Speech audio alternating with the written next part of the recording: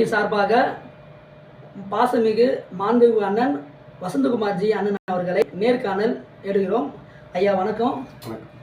நீங்கள் மக்களுக்கு பல சேவை செஞ்சு வந்துருக்கீங்க. அதை பற்றி சில சேவையை பற்றி சொல்லுங்கள். 3வது முறையாக பாரத பிரதமர் வந்திருக்காரு. அதை ஒரு கருத்தை சொல்லுங்கள். இந்திய இந்து சமய தேசிய தலைவரும் தமிழக இந்து பரியாருடைய தலைவரும் நீங்கள் இந்த பேட்டி எடுப்பதற்கு ஒரு நன்றியை தெரிவித்துக் கொண்டு, இன்று மீண்டும் 3வது முறை பாரத பிரதமர் மோடி அவர்கள் ஆட்சி ஏற்றது மிகவும் சிறப்பான ஒரு வரவேற்கத்தக்கது தான். ஏனென்றால் இன்றைக்கு உலகம் முழுவதும் கதாநாயகன் என்கின்ற ஒரு போர்வையில் எங்கே ஒரு நிகழ்ச்சி நடந்தாலும் அதுக்கு முழு மரியாதையும் அதிகாரத்தையும் பயன்படுத்தி திரு மோடி அவர்களுக்கு கொடுக்கக்கூடிய காலகட்டங்கள் உருவாயிருக்கு. அது தனிப்பட்ட ஒரு மனிதன் மோடி என்று சொல்வதை விட இந்திய அரசாங்கம், இந்த இந்தியா என்பது 50 ஆண்டு காலமாக அடிமைப்பட்டு இருந்தது. இப்போ சுமார் ஒரு 10 ஆண்டுகளாக இந்தியா ஒரு பெரிய வல்லரசு நாடாக, எங்கே போர் நடத்தணும்னாலும், எங்கே போரை நிறுத்தணும்னாலும், எங்கே ஒரு பிரச்சனைனாலும் அந்த பிரச்சனையில் இந்தியாவிட்ட கேட்டுட்டு தான் செய்யணுன்ற ஒரு சூழ்நிலையை உருவாக்கியிருக்காங்க. ஸோ இந்த மாதிரியெல்லாம் உருவாக்கி இருக்கக்கூடிய திரு நரேந்திர மோடி அவர்கள் நம் தேசத்தின் 3ஆம் முறையாக பாரத பிரதமர் ஆயிருப்பது மிகவும் வாழ்த்துக்குரியது. என்ன காரணம் என்றால், இது ஒரு பெரிய சாதனை தான். இத்தனை ஆண்டு காலமாக 15 ஆண்டு 3 முறை இந்த தேசத்தை ஆண்ட ஒரு பிரதமர் கிடையாது.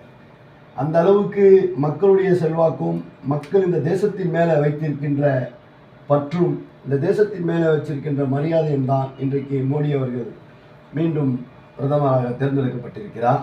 இதால் இருக்கக்கூடிய விவசாயிகள் பட்டி முதல் தொட்டி வரை, அதாவது என்ன சொல்லுவாங்கன்னா, இந்திரா காந்தி இருக்கும்போது பிரதமர் யாருன்னு தெரியாது.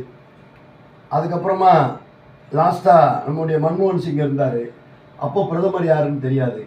எத்தனையோ பிரதமர்கள் வந்தாங்க போனாங்க, ஆனால் பட்டி தொட்டி முதல் அந்த பிரதமர்னா யாருன்னு தெரியாது. ஆனால் இன்றைக்கு பிரதமர் அவர்கள் திரு மோடி அவர்கள் பிரதமராக வந்தார்கள் என்றால், இன்றைக்கு ஒரு கிராமத்தில் நடக்கூடிய ஒரு கிராம சபையில் மோடி திட்டத்தில் கொடுக்கப்பட்ட வீடு எங்கே, மோடி திட்டத்தில் கொடுக்கப்பட்ட கக்கூஸ் எங்கே என்கின்ற கேட்கக்கூடிய ஒரு சூழ்நிலை நேரத்தில் உருவாகியிருக்குது என்றால், படிக்காதவர்கள் கூட மோடியை பற்றி தெரிகிறது.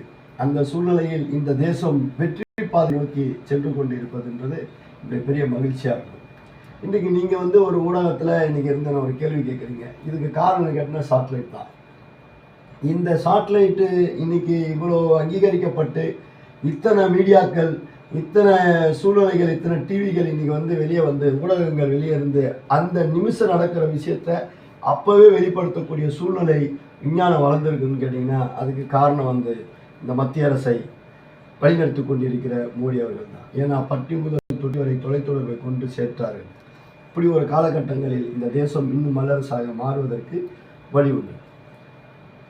ஐயா, இப்போ பாரதிய ஜனதா கட்சியின் தலைவர் அண்ணன் பாசமிகு அண்ணன் அண்ணாமலை அவர்களை பற்றி சில கருத்துக்கள் சொல்லுங்க. அதாவது பல முறை இந்த தமிழகத்தில் பாரதிய ஜனதா கட்சியின் தலைவராக பலரும் செயல்பட்டிருக்கிறார்கள். நானும் 98 2008 வரைக்கும் பாரதிய ஜனதாவில் மாவட்ட இளைஞரணி தலைவர் வரைக்கும் செயல்பட்டு இருக்கின்றோம். அப்பொழுது 4 கவுன்சிலர்கள் ஜெயித்திருக்கின்றோம். அப்பொழுது எங்கே யார் நின்னாலும் எம்ஆர் காந்தி தானா நிற்கப்பட்டால் அவர் ஜெயித்து முதலாக பாரதிய ஜனதா கட்சிக்கு எம்எல்ஏவை தேர்ந்து எடுப்பதற்கு பணி செய்ததில் பெரிய பங்குண்டு என்பதை மார்த்தட்டி சொல்வதில் நாங்கள் கடமைப்பட்டிருக்கின்றோம். ஏனென்றால் இந்த மாதிரி ஒரு வேலை செய்வதற்கு ஒரு அருமையான தலைவரை திரு அண்ணாமலை அவர்களை தேர்ந்தெடுத்து அவர்களை இங்கே பணி செய்வதற்கு அனுப்பிய அமித்ஷா அவர்களுக்கும் நரேந்திர மோடிஜி அவர்களுக்கும் என்னுடைய வாழ்த்தையும் தெரிவித்துக் கொள்ள கடமைப்பட்டிருக்கிறேன். ஏனென்றால் பாரதிய ஜனதா கட்சி தமிழகத்தில் வளராது, தமிழகத்தில் கால் ஊன்றாது என்று சொன்ன வாய்கள் இன்று பாரதிய ஜனதா கட்சிக்குள் சேராதனால்தான் அதிமுக தோத்தது என்று சொல்லக்கூடிய ஒரு சூழ்நிலையை உருவாக்கியது யார் என்றால் திரு அண்ணாமலை அவர்கள் தான். அவருடைய சாதனையை சொல்வதற்கு வழியில்லை. ஆனால் இருந்தாலும் அவருடைய பணி மிகவும் சிறப்பாக இருந்ததுனால இன்னைக்கு பாரதிய ஜனதா கட்சி தமிழகத்தில் 2வது இடத்தை எட்டி பிடிக்கக்கூடிய சூழ்நிலையில் இப்பொழுது இருக்கிறது என்பதை நீங்களும் அறிவீர்கள், இந்த நாட்டு மக்களும் அறிவார்கள், நானும் அறிவேன். ஐயா, தமிழ்நாட்டு இளைஞர்கள் வந்து போதை பழக்கத்துக்கு அடிமையாகி சீரழிஞ்சு போகிறாங்க. அதை தடுத்துறதுக்கு ஏதாவது உங்கள் அமைப்பு சார்பாக வழி இருக்கா? ஏதாவது நடவடிக்கை எடுப்பீங்களா? அதற்கு நாம் சொல்ல வேண்டிய ஒரே கடமை என்னவென்றால் சட்ட ஒழுங்கு. சட்ட ஒழுங்கு முதலமைச்சர் கையில் இருக்கு. அதாவது ஒவ்வொரு துறைக்கும் ஒவ்வொரு அமைச்சர் இருப்பாங்க. அது மாதிரி முதலமைச்சர் கையில் தான் காவல்துறை இருக்கு. காவல்துறை ஒரு எலெக்ஷன் அறிவித்த பிறகு இந்த எலெக்ஷன் அறிவித்த உடனே செயல்படுறது ஒரு எலெக்ஷன் கமிஷன் தான் செயல்படுறாங்க. எலெக்ஷன் கமிஷன் செயல்படுறாங்க அப்படின்னும் போது எலெக்ஷன் கமிஷன் அதிகாரிகளுக்கு யாரையும் பிடிக்கிறது, யார் பிடிக்கிறது? அவங்கெல்லாம் இந்த தமிழ்நாட்டில் இருக்க காவல்துறை தான் அவங்க பிடிக்கிறாங்க. கரெக்டாக எவ்வளோ பணம் போகுது, எவன் கஞ்சா எடுத்துகிட்டு போகிறான், எவன் எதை எடுத்துகிட்டு போகிறான், எவ்வளோ பணம் எடுத்துகிட்டு போகிறான், என்னென்ன எடுத்துகிட்டு போகிறான்றதெல்லாம் க்ளீனாக அன்னைக்கு செய்கிற அந்த காவல்துறை ஏன் முதலமைச்சர் கட்டுப்பாட்டில் இருக்கக்கூடிய அந்த காவல்துறை அந்த பணியை செய்ய மாட்டேங்குது? இதுக்கு என்ன காரணம்? இதே எலெக்ஷன் கமிஷன் இருக்கும்போது எலெக்ஷன் கமிஷனுடைய கட்டுப்பாட்டில் காவல்துறை வேலை செய்யும் போது அவங்க அவ்வளோ சுதந்திரமாக வேலை செய்யக்கூடிய காரணம் என்னன்னா அவங்க சுதந்திரமாக விட்டுருக்காங்க. அதனால அந்த காவல்துறை சுதந்திரமாக தன் செயல்பாடை சிறப்பாக செயல்பட்டு செம்மையாக செய்து அந்த குற்றவாளிகளை கடுமையான தண்டனைக்கு உட்படுத்துறாங்க. ஆனால் அரசுன்னு ஒன்று உருவாகி முதலமைச்சர் கட்டுப்பாட்டில் இருக்கும் காவல்துறை செயல் செய்வதற்கு பயப்படுகிறது, அஞ்சுகிறது. என்ன காரணம் என்றால் எம்எல்ஏ, கவுன்சிலரு, மாவட்டம்